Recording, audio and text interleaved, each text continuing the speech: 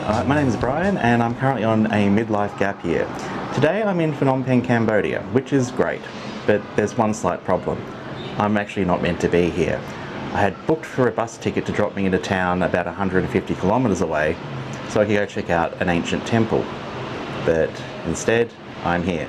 So how did this happen? Well, I'm a little sheepish to admit this, but essentially the bus failed to drop me off. So I'll back it up to the start of the day. So I've been staying in Siem Reap for about a month, and I'd heard about this temple that's old, predates Angkor Wat, it's from the 6th century, and I wanted to go check it out. So it's near a town called Kampong Thom, and I figured, hey, you know, it's on the way to Phnom Penh, I wanted to go to Kampot. What I'll do is I'll take the minivan down, stay overnight in Kampong Thom, check out the temple, take a minivan down to Phnom Penh, stay the night in Phnom Penh, get a bus in the morning, go to Kampot. Happy days. But then reality hit. So the day started pretty normal. I woke up in Siem Reap, went to the bus station, showed them my ticket. They said, yep, this is going to Kampong Thom, put me on the van, and off we went. The van made a couple of stops along the way, including one to recharge at this lakeside restaurant, because it was an electric van, which was pretty cool. And, you know, at this stop I looked at the map and realised, yeah, okay, it's about half an hour, 40 minutes from where I'm going to be dropped off.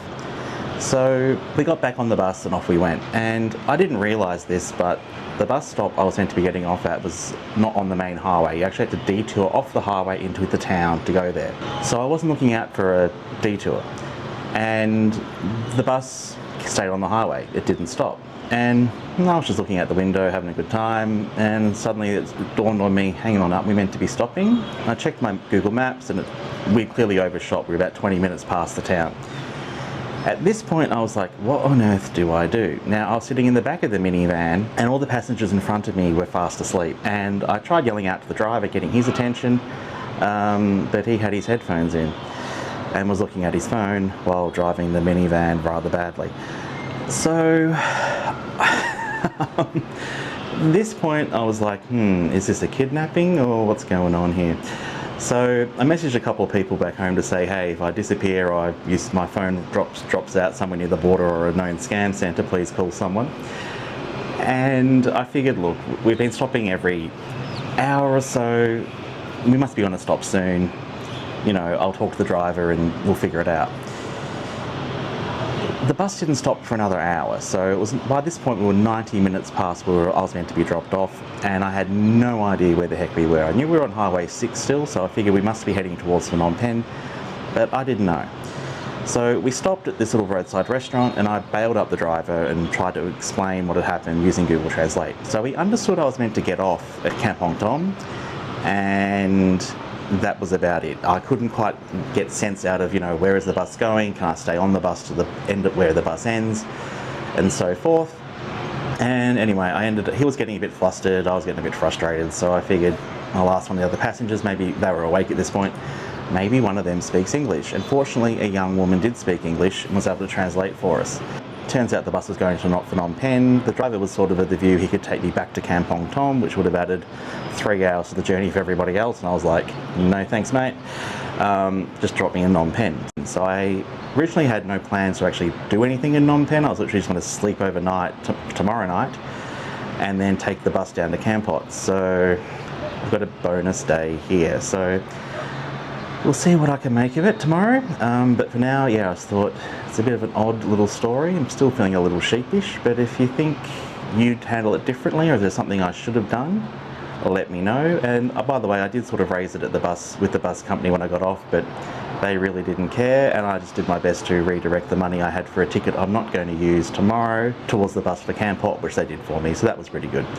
So all up at the moment, it's not been a total disaster. I was able to cancel the hotel I was meant to stay at tonight, and I was able to book this place, and I think I'm a grand total of about $10 Australian out of pocket, so in the grand scheme of things, could be worse. I was really looking forward to going to the temple, and I really wanted to see it, but I guess it's not meant to be. So given I'm in Cambodia and, you know, Buddhism is the state religion here, I guess I'll just take the Buddhist approach to things and just assume that what happened was meant to happen, and obviously I wasn't meant to see the temple tomorrow. I guess it's been there for 1,500 years, so if I ever do find my way going back past, I can stop in and see it then.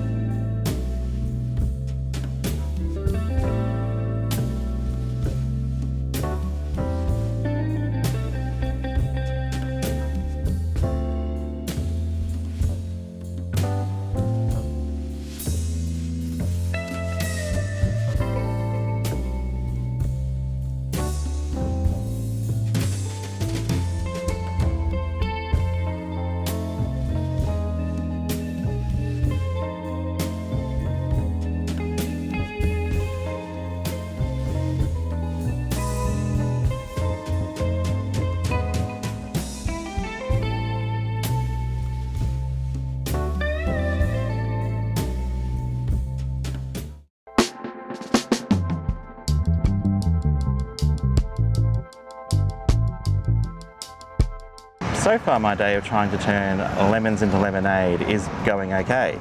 I had a really excellent lunch at a small cafe called Rock, which is up in the area behind the Royal Palace. The staff there spoke excellent English. They had an extensive Khmer and Western menu and a number of gluten-free options, including the Lok Lak, which is one of my favourite Cambodian dishes.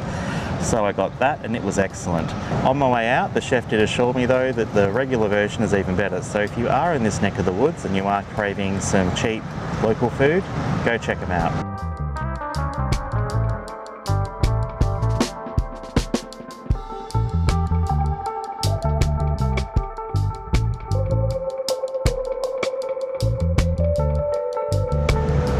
After lunch, I then just roamed around the streets for a bit and found myself here at Cambodia's Independence Monument.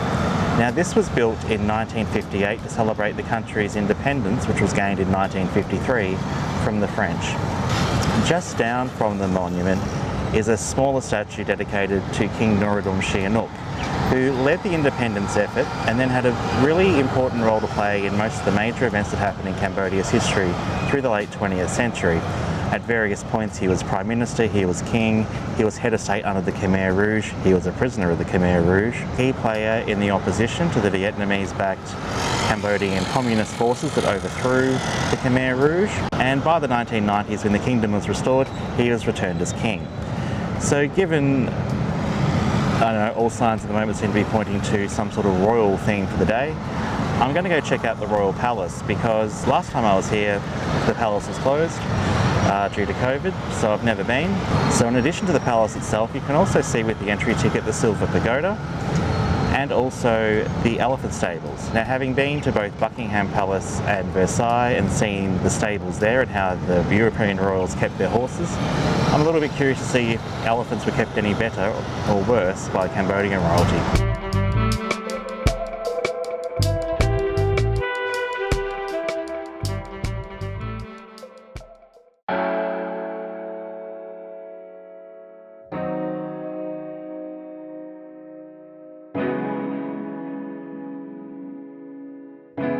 Entry to the Royal Palace costs $10 and for a few extra dollars you can hire an independent guide. There are a number offering their services when you buy a ticket.